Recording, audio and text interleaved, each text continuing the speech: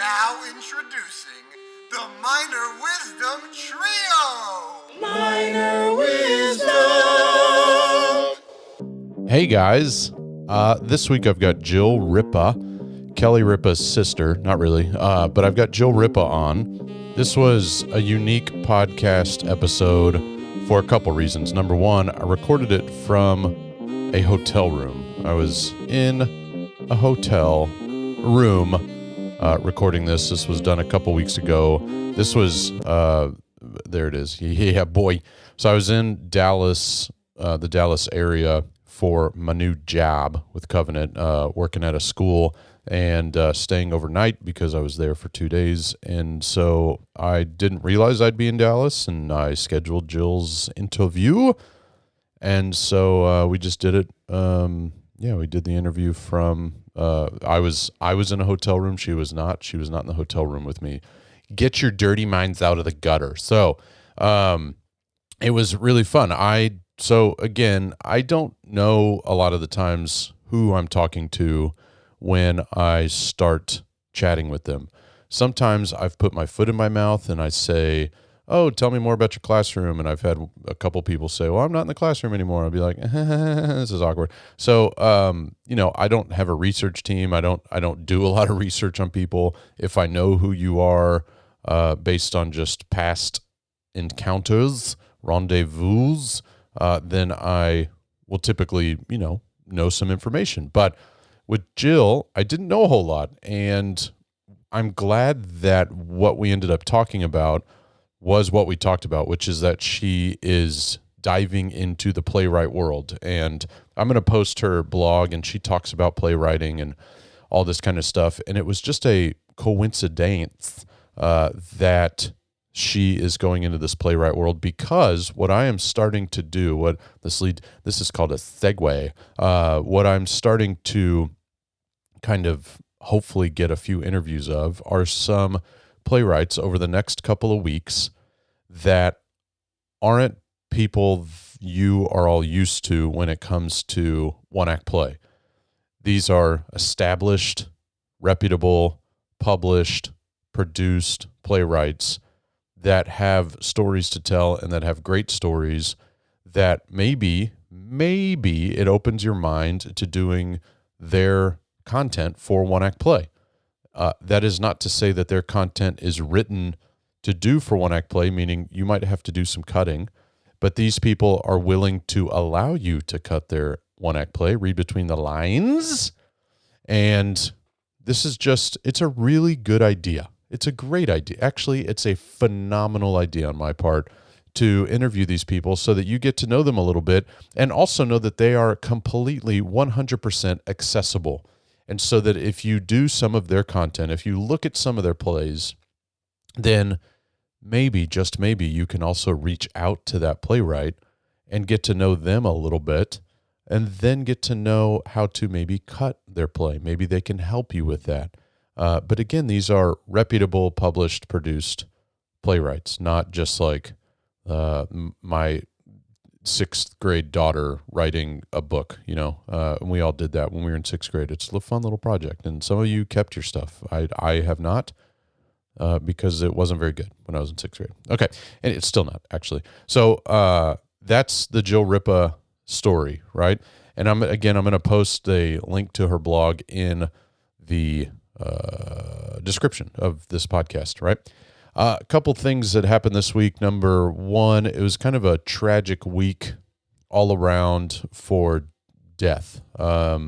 Very sad week. I'm not trying to compare any of these people's deaths at all, but just it was like day of death. And I had a former student pass away. She apparently had a seizure in the pool while teaching a child how to swim, and she was not resuscitated. And so she was 24. There was a student from Bush High School who had an accident on a motorcycle, a former student, a graduate of, I believe, class of 2018, that tragically passed away, who was in the military. And then, like, for me, I know again, I'm not trying to compare these. There were two wrestling deaths. And now, I'm a huge wrestling fan. There are quite a few of us that kind of have this inner circle of wrestling fanality, that fanatics, you get to know these people. We don't actually know them, right? We know what they allow us to know on social media and such. And some of that is even what is called new kayfabe, meaning they are kind of diving into the reality that we learn about them via social media, and it blurs the lines between reality and this fictional world of wrestling, of sports entertainment, right? So we don't know, we know what they allow us to know. That said, a gentleman named Terry Funk, who I believe was 78, who honestly most wrestling fans thought should have died a long time ago based on how he treated his body and just how he lived his life, right? But he lived to be 78. Not a huge shock that he passed away, but sad nonetheless. And then the really tragic one, and I know this could be boring for some of you. This is a theater education podcast, but there's a gentleman, character name was Bray Wyatt, but his real name was Wyndham Rotunda. Funny name, but it's a strong name. And he was 36 and passed away. And the tragedy about his was he got COVID recently, and it showed that he had a heart condition. So he struggled through COVID and actually almost died from that. Beat COVID, beat all that apparently, and then had a heart attack. And the tragedy is that he has two kids and he's got a family, two young kids, and also super popular, very popular, known as one of the most creative people in the wrestling business. It's tragic. It's sad. I know again that this is more of a theater education pod, so I will stop talking about that. I know TXCTA released some more hotel rooms. I believe they're all swept up, but I'm excited about seeing people at TXCTA. I've got literally a new hat on. I will have a hat, but I also but I'll be out on the exhibit floor, and I'll actually be around quite a bit around the rooms, the workshop rooms, because we're kind of helping out with the projectors and such. So, if there are issues, then it'll probably be me in the rooms. But I'm super excited to see some friends, see some people that I've interviewed and through the screen I've gotten to know, but haven't really ever shaken their hands. So I'm excited about that. That's coming up in a month. This weekend, as I record this, both my daughters, but Ava is on her way to her first soccer tournament of the year. It is hot AF, bro. So I'm actually going to a board meeting. I'm a board member for this theater company. And so we have our big kickoff meeting today. So I'm not going to get to see that, but soccer season is upon us. TXCTA, people are going back to school. HISD goes back, I believe, on Monday. Everybody, it's just everything's going now. Sorry if you work in HISD, by the way. We're not going to get on that either. But yeah, so enjoy this interview with Jill Ripa. I've talked enough. I've talked for minutes, and normally I talk for just seconds. You know what I'm saying? Just kidding. But have a great week, everybody. Leave a review, do all that stuff. Listen to past pods, past interviews. I've got quite a bit coming up. Again, these playwright interviews are meant for you to get to know people so that you can produce content and tell stories that aren't always told for One Act Play World. And I'm doing these, I'm not going to release these in January, right? It's too late. So I'm trying to get these playwright ones out as soon as possible so that you can get to know the plays, send them off to the UIL office in Austin, and get them approved. Have a great week, everyone. HISD sucks. I love you, Bobby. I have always been a couple of things. I have always been a performer. I think that started with mostly dance as a young kid, like 2 or 3.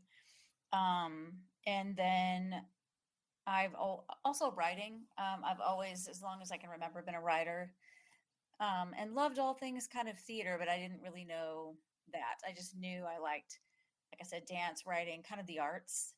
Um, And I think I always knew I wanted to be a teacher. Um, I was just like a super nerd, and I loved school, um, studying, learning, all things school. Um, so then fast forward to my senior year, I made some unwise decisions and ended up married really young and had kids really young. Married at 18, had 3 kids by the time I was 22. Was not good. And then got divorced and found myself. So I was married for about 9 years. I got divorced, found myself a single mom, 3 kids, no degree. I had done some theater. It was just something that I always gravitated towards. But it was in our church. So in Amarillo, where I'm from, our churches there will do these big productions that were like Jesus dying on the cross, all of that. And so I would direct those, and then I started writing them. Like the music director just came to me and said, "Here's some music. Um, can you write a script around this?" And so I did, and loved it. I just always felt like I had to do that. Like I had to always do that. So then I met a woman named Evelyn Rivers. I've written an article about her in my blog, but in Amarillo, everybody's heard her name. Some people think she's dead. She's like a foundation, but she's basically been doing stuff for the community for, I don't know, like 40 years or something, where she gives coats to children that need them and things like that. Well, she started a thing for single moms, to go back to school, like single moms who wanted to get their education. She opened up this, what it's called, the Evelyn Rivers Sunshine Cottage, and I found out about it, and I was her first graduate. So I moved into the apartment where she provided this beautiful space where, I don't know, when you're in that space, you're not really, you need a lot of love and a lot of healing. And so my kids and I moved into that space. And initially I was going to be an English major, but I kept walking past the theater and I couldn't keep myself from it. So I ended up being a theater major, theater performance. Um, Graduated in 4 years, magna cum laude, like pretty proud, and good stuff. Loved it. And then I immediately, my kids and I moved to Plano, where I worked for Plano ISD as a middle school theater director. Loved it there. What a great, that district is fantastic. Some things that were fantastic about it was my admin really, gave me some confidence, made me feel like, hey, you're the, rather than micromanaging me when I would go and I was so um, scared kind of, and I'm like, do I know what I'm doing? That kind of thing. She would be like, "You're the expert, you're the one that knows what kind of lights you need." And it just kind of, she helped me a lot. So I was there for 3 years, did one act play. I coached 12 speech events, which is insane when I think about that. And then we do like a musical, like three big shows a year. And then I really wanted to be closer to where my house was in Frisco. And also, I really wanted to be at the high school level. And so I got a job at Little Elm High School. I was there for 4 years. We did pretty well in one act play. We made it to area a couple of times. Did some shows, The Homage That Follows, um, What I Did Last Summer, um, Gamma Rays. Loved it. A big love. Really did some good work there. I feel like really did some good stuff with those kids. Then my husband's job took us to Colorado, and so I had to leave. I had to leave kind of suddenly. So I was there, like I said, for 4 years, and then moved to Colorado. And the interesting thing about being in Colorado is there's no one act play. So I kind of like moved into the school where there was sort of a theater program, but I mean, they were nothing. Like they were, I come in, I'm like, okay, y'all teach me some of your warm ups, teach me some of the stuff you do. They're like, wait, what warm ups? I was like, okay, so we're here. We're like at zero. Um, I am so proud of the work I did there and I loved it. And to be honest with you, I loved not doing one act play because I loved it. I loved it for me and I loved it for the kids because I felt we, like we had a year where we had one of our kids, like one of the kids was in our musical, commit suicide. And I had planned on doing for the next play, we were going to do Secret Garden. And I thought about not doing it because there were some death themes. And I mean, people were, it was the most difficult time of my teaching ever. Like, school just became triage, like, just people needed help. And we did some things like binder baseball. I would literally get to see the kids who just couldn't do it. So we had this big wrench and we had a big black binder and we would just like knock it into the auditorium. It was just, they just needed something different. So I considered switching the play, but I didn't, because I felt like maybe this was a chance for us to, in some kind of healthy way, deal with how they were feeling. And it ended up being wonderfully beautiful experience. That show is so beautiful, and there's some challenging aspects to it.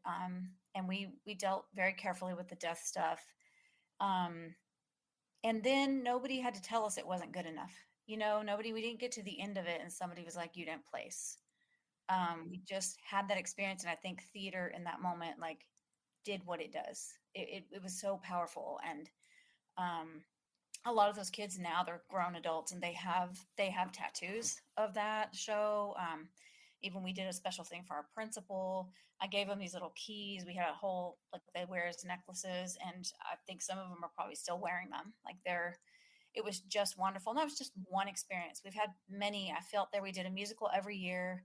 By the time I left, actually the year after I left, they performed at the Colorado Thespian Convention. They performed Newsies at the Colorado Thespian. So and I had to do a lot of work, because when you're from kind of a small town, the people, the powers that be in Thespian, they don't really, they're not gonna consider you.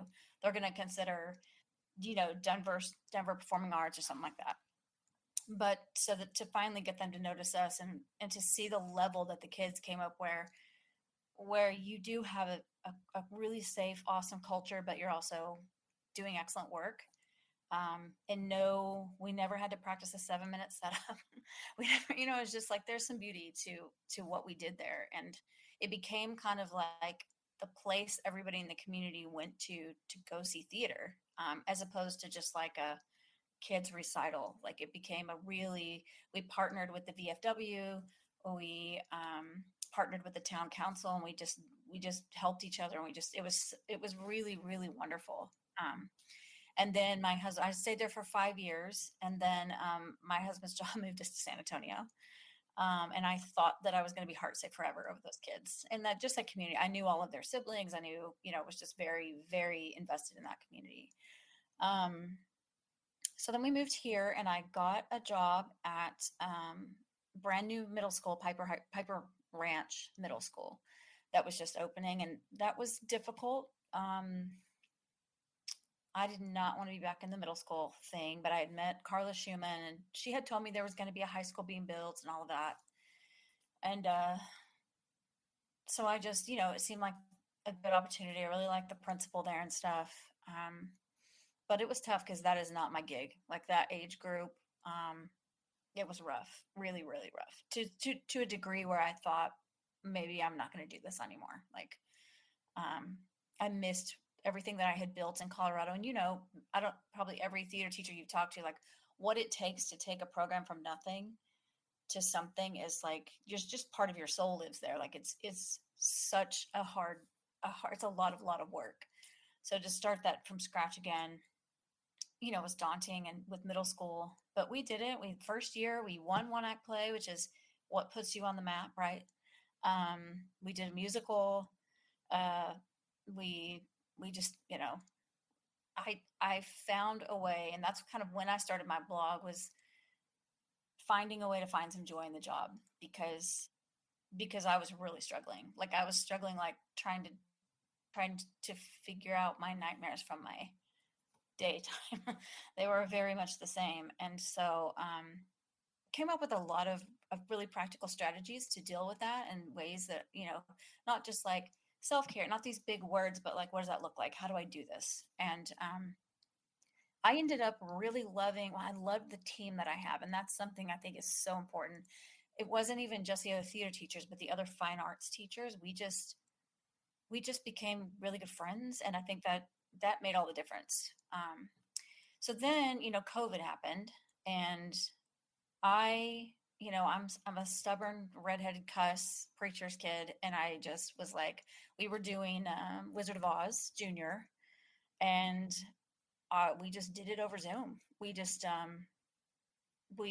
had them meet, and then I got to see them. We had something to work on, and then I edited it for 1 million hours, and we had a we had an opening night where everybody logged on, and I asked them to get dressed up, and we watched it.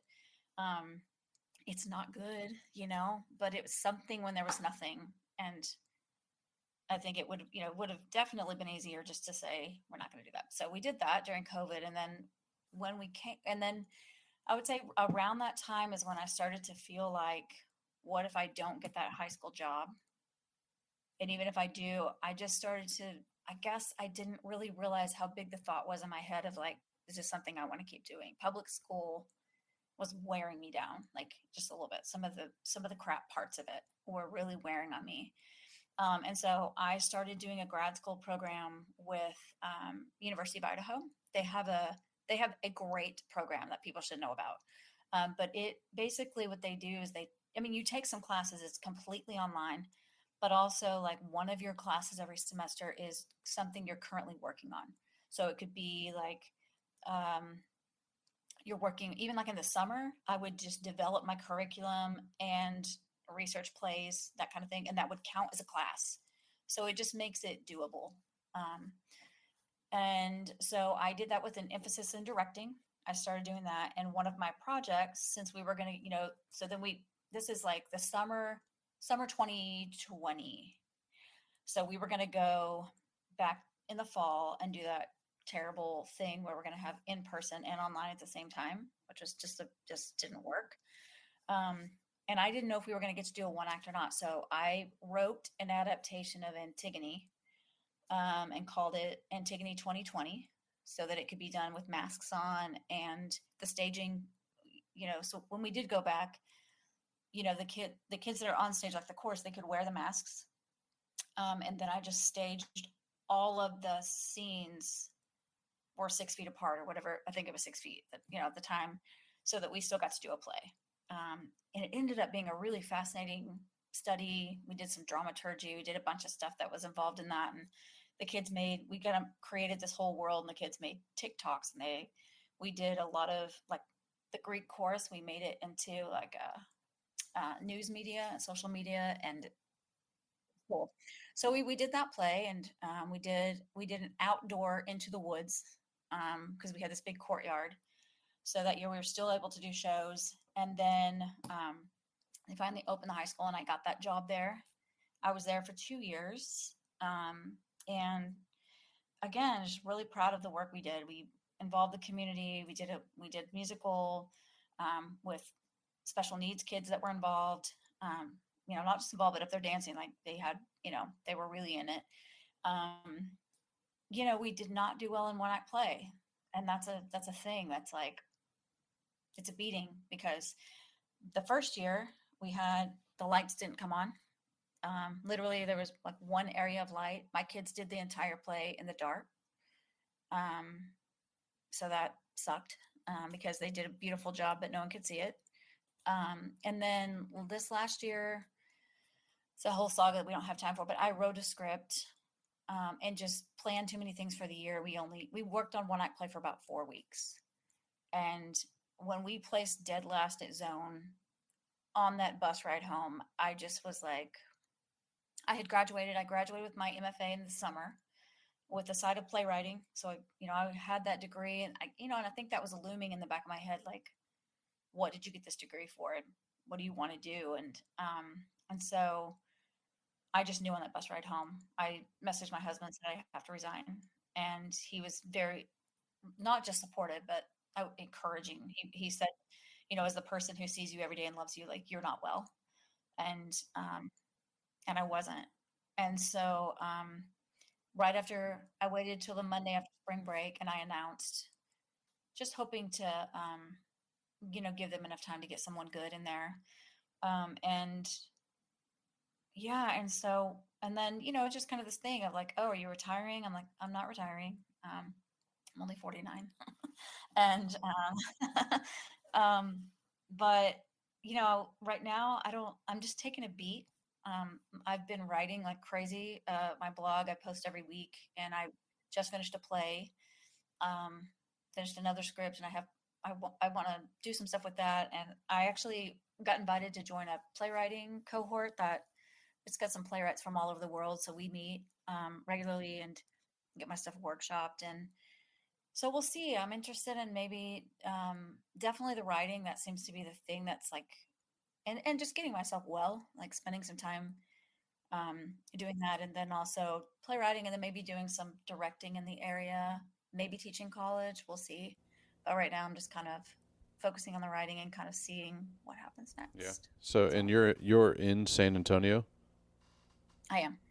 Hmm. So, one of the things, and again, you're the first one to kind of do. You're first for many reasons, but um, one of the things that I'm trying to, I get bored very easily with whatever it is I do, and not like in the moment. That wasn't me saying I was bored with what you were saying. No, what, that was great. what? Thanks. Yeah. Anyway, conversation over. No. But I get like So I've been doing this podcast now for 4 years, right? And two times I've stopped and told my wife I can't do this anymore. I really enjoy getting to know people, but I really need something new to add to the Hmm. podcast, right?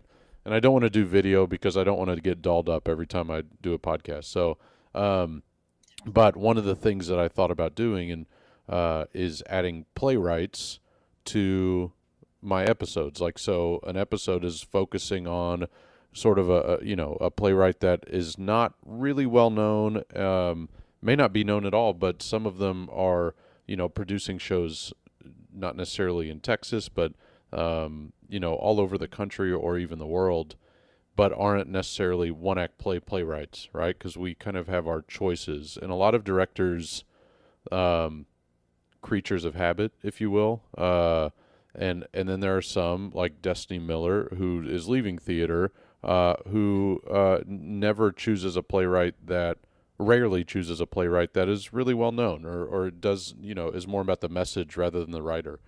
um, so I'm glad you're on because I'd love for you to kind of take advantage of this platform to hustle and push your product, if you will. I know that sounds like in our generation, it's like if you've ever seen the movie Friday, pushing your product is something different. Yeah. But I want you to mention that stuff like at the very least I'm going to, by the time we get over with, you're going to tell me what your blog is on, and I'm going to put that link in there if you want to, and so that people know exactly what you're writing about, when it's coming out, when it's available, how they can get it, uh, all that stuff. So Okay. yeah. So we'll get to that in a second because what I want to do, I wrote a lot of stuff down. You have your story was very honest. I will talk, and I'm not going to mention names, but I talk to a lot of people that fluff up their story. It's the social media version of their story where all they talk about is the positive, right? And you mentioned some negative things and some things that happened to you, Hmm. but I'm assuming you mentioned them because they kind of made you who you are today. And so, Definitely. yeah. And so, what I need you to first talk about going through college with three kids, and sort of the challenge of that, and just because that's a very inspirational. I'm sure it was a struggle, but I mean, you got through it, and then you went on to do an MFA. So clearly, it ended up okay in that world. But how did you sort of balance the world of getting a degree and also having three hoodlums, running around your house? It was incredibly difficult and wonderful in the fact of like when I started that, I was in a place where I felt a lot of negative things about myself. I felt everything you feel when you get out of a marriage like that. Like it was a pretty abusive situation. So I felt ugly and stupid and incapable and all the things that were not true, but were living in my brain. And so when this opportunity came up, it was just so empowering. So like one, I would finish a class and it would just, okay, I did that. Now what else could I do? And it just kind of built and built and built. Juggling was insanely difficult because I was doing theater. I was also managing a restaurant. Um, and so, I don't know. And I think, I look back and wish I could have, my kids were with sitters a lot, or they were with, I had family members who helped me out so much.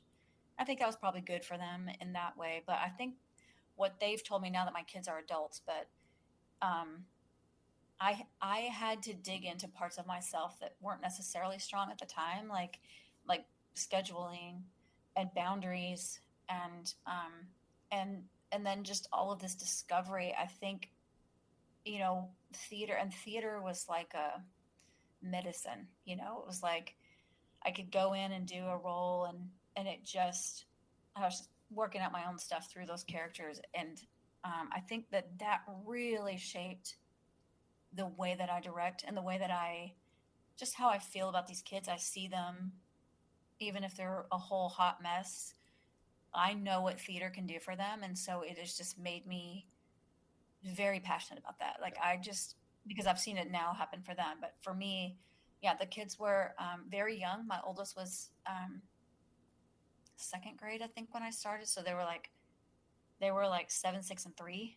Um, and it was crazy difficult, but it made me go like made me it just gave me this knowledge and that anything is possible.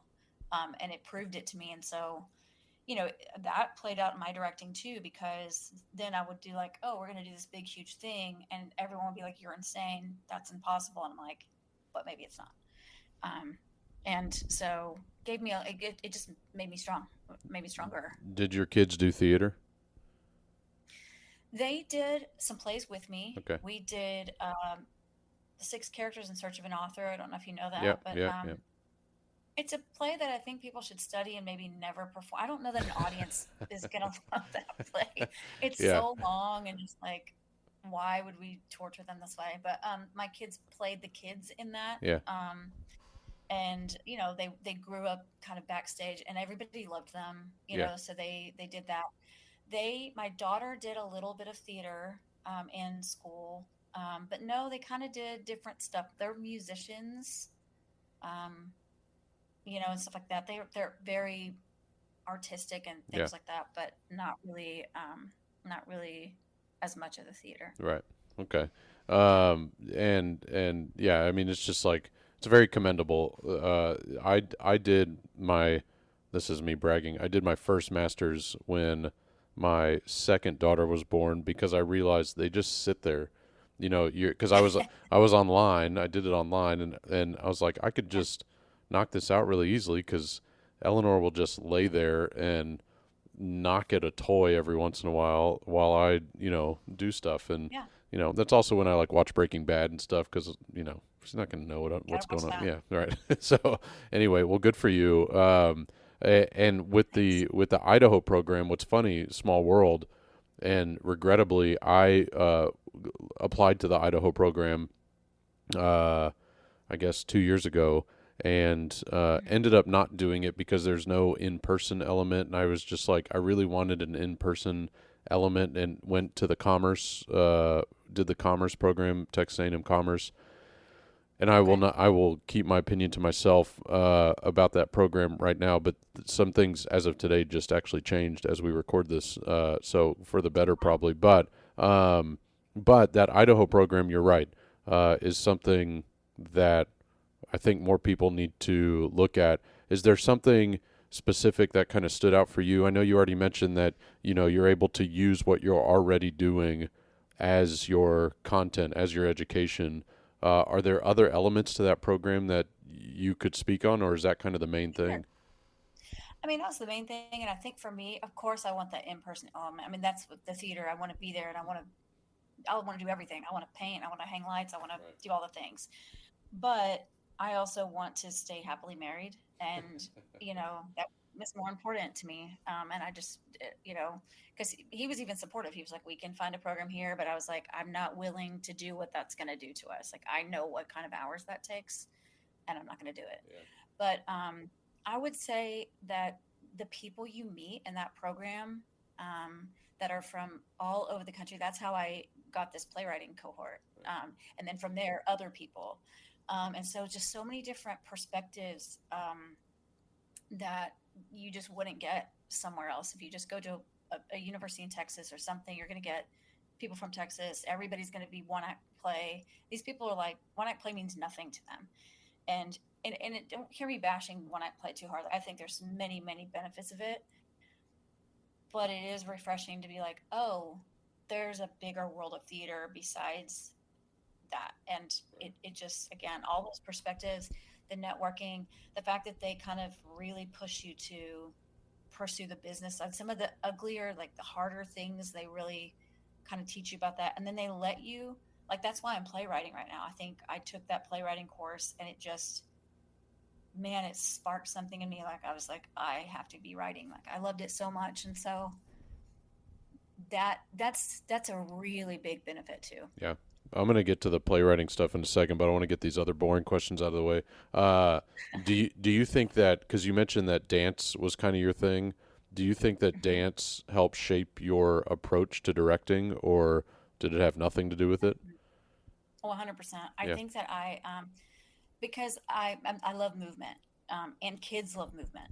So like we can go through and I teach them the stuff that they hate too, which the table work as our objective and our tactics and all that stuff. That's important. But I think especially when I was working with middle school kids, they can understand that, but they may not have a scope to work from or something. And even some of my high school kids, I found that physical movement can really it can give them something to go outward in acting. So I would really do a lot of work with them on that. Usually every play, especially the dramatic ones, we would do kind of a movement piece that we would build every day, and that would be I'd pick some song, and then at first they'd be like, what are you making us do? But then I would watch them. Basically, we're acting out the tactics that are in the scene, but we would do it in a movement, not necessarily dance, but I would use some Laban Yeah. or some viewpoints and kind of do that. But I also think that actors, it's really good for them to learn basic ballet and some of that stuff. It gives them some physical control of their bodies and the perspective of other people on stage with you. So, yeah, I use movement Yeah. a lot. Yeah. Yeah. Good.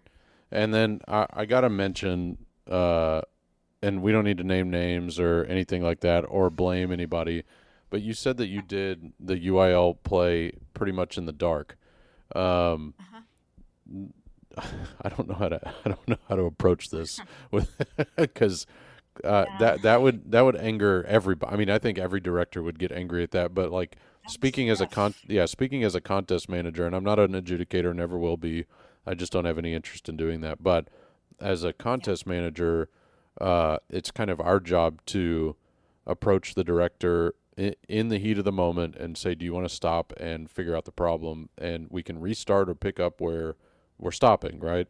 Um, Hmm. like, was anything sort of, and again, I don't want you to mention any names because I don't want to Sure. incriminate anyone, but like, was that, why wasn't that moment, that day, that contest kind of like, was everybody in the I just don't understand why. And I'm also a lighting person, so Yeah, it was a mystery. We had, because we were trying to be nice, our school was like closest to the venue, so we had our tech rehearsal last right, the day before, and we went first the next day. Okay, so between the time that we recorded the lights, which I had, so at the time I only had freshman and sophomore. right, Okay, so I didn't have, my light guy was not very good, and I actually I was up there recording them, so I know that I know what we recorded and all of that. Um, I don't know exactly what yeah, happened. I think sometimes in those systems, anyway, I think something got pushed, or they recorded another light for like the announcements or right, something.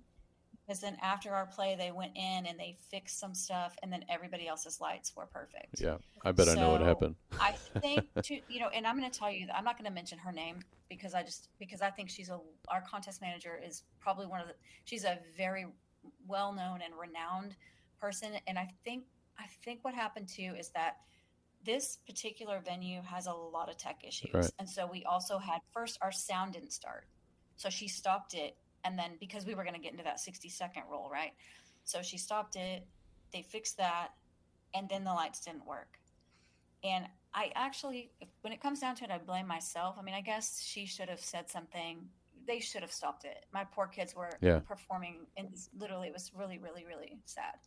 But I should have demanded it. I should have, but I thought I was going to get disqualified for that. Right. And so I, I've since learned like, no, I could go talk to the contest manager. And I should have, but I didn't. Yeah. Um, Yeah. but yeah, that was heartbreaking because we did the book of everything, and it was beautiful. It was a beautiful show. But Yeah. it was in the dark. Yeah, that sucks. I'm sorry about that. Sorry for your kids too. But on the Okay. I think my kids grew from that. yeah, We really spent a lot of time reflecting, and it's okay. I was gonna They're going to be say, stronger people as a yeah, result. I was gonna say, there's a silver lining, especially if they're just freshmen and sophomores. That's never gonna happen again. Yep. So, yeah, Yeah, yeah. So for they sure. know. Yeah. All right. So I want to talk a little bit about the playwriting world. Um, First of all, talk about what it is that you like to write. What is the kind of content that you typically would love to see put out there, published, etc.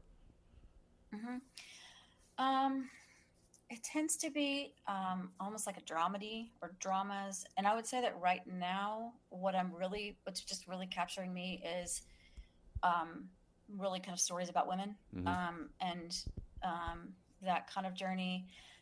The play that I wrote last year was, I guess it ended up being a sci-fi. I really did not intend it to be that way, but it was kind of it ended up being, there were aliens involved, so Yeah. that was my fault. Yeah.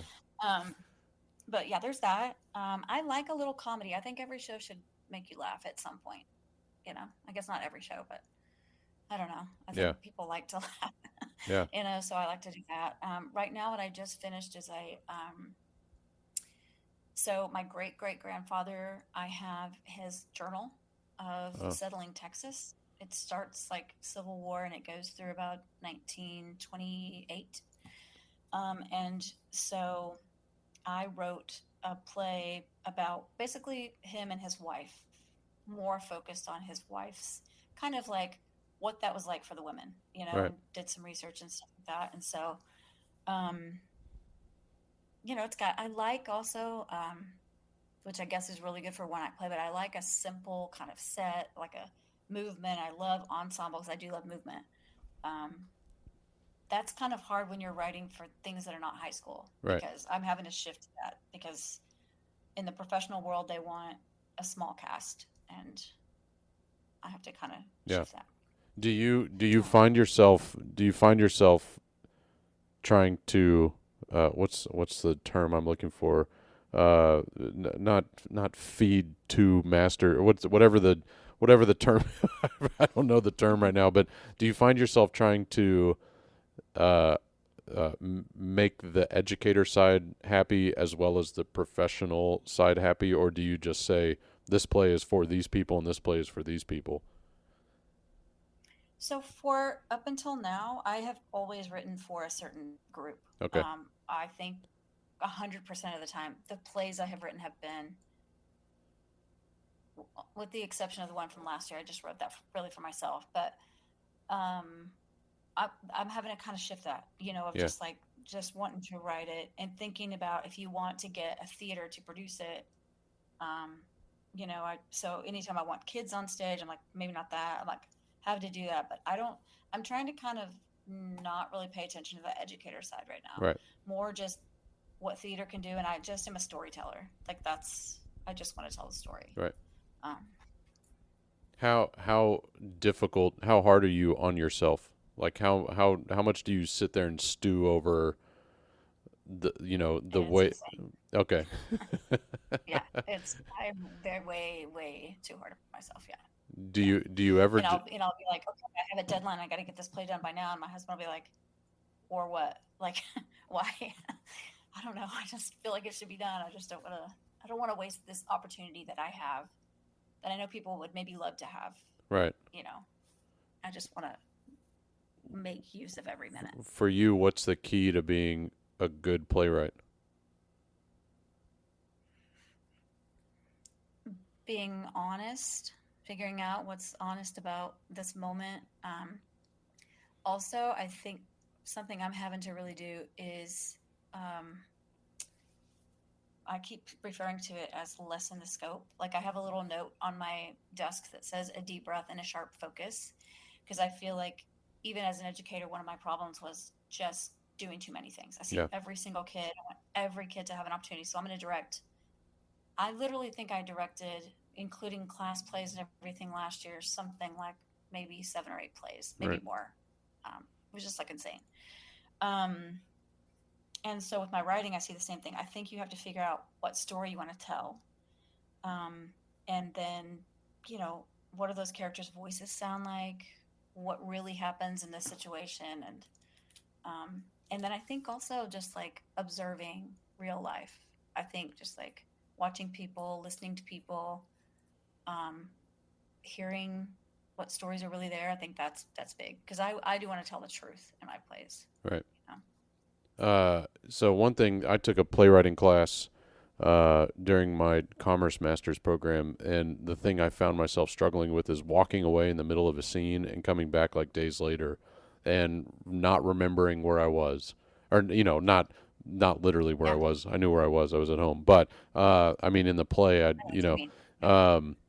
but how do you, I'm sort of selfishly asking because I just want to know how kind of you would approach that, because I doubt that I'm sure there are moments where you sit down and you write almost everything, but most of the time it's probably you sit, write, go away, sit, write, go, how do you kind of how do you come back to that? How do you get yourself back into that mind space?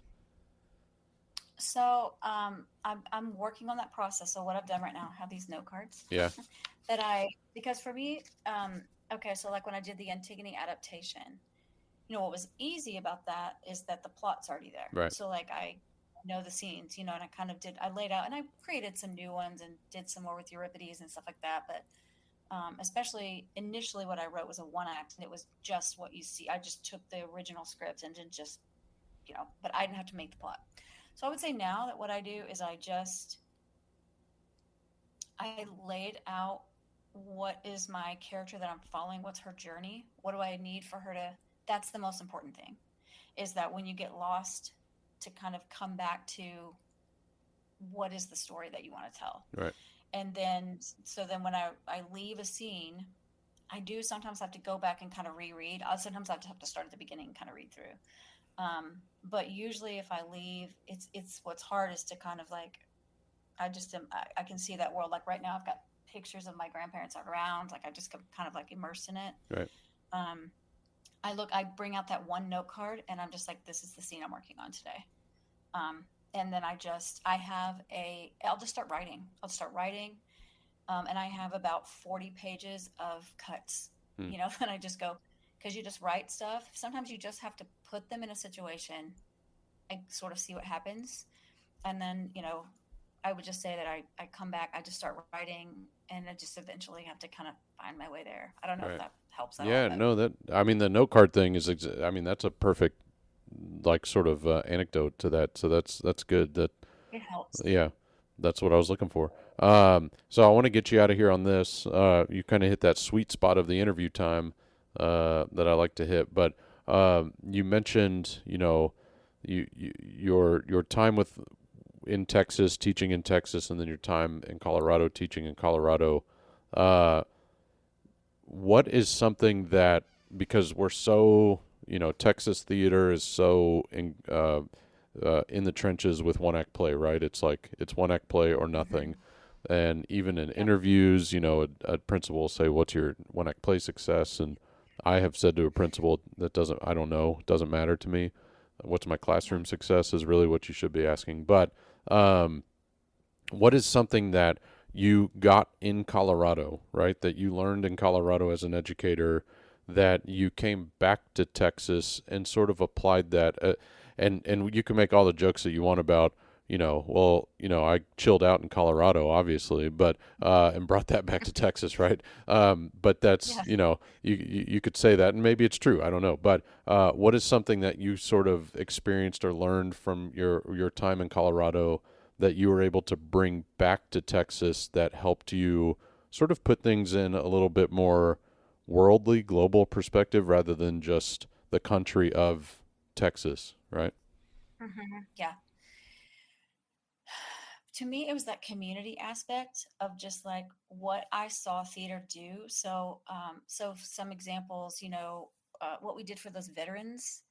Um, that theater doesn't have to be. It's not even always a play. Like we put together a show that honored them, and then after, and they were just like I had the um, like a general that was there give me his coin, and I don't know. I didn't really know what that meant, but they have like 20 of those or something that they gave out, and he gave me one of those. So like what it means to people when you bring theater to them, and what I saw it bring the community together, especially when we actually had multiple suicides that year. And um, we did like Beauty and the Beast, and we did a big community thing. We had tea parties with Mrs. Potts. We had, carriage rides in the parking lot, and the kids could, it was just such a family.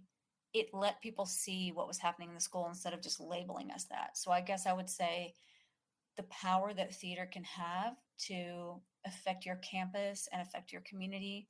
Um, it not just winning things. I mean, because we would go to thespian and we would win. I mean, we were qualifying for nationals. We had a show there. We would go and just like knock it out of the park. But that's not the competitive thing that is Texas. I think it gives theater funding, so that's great.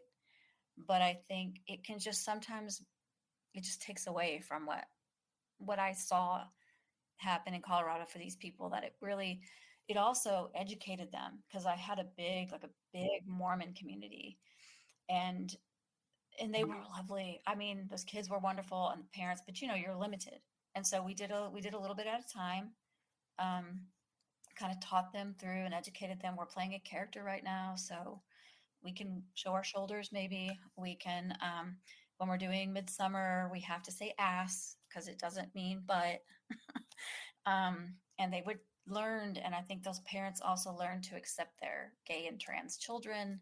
They learned, it just was amazing. And you saw that theater is diverse. You could do a bunch of different things.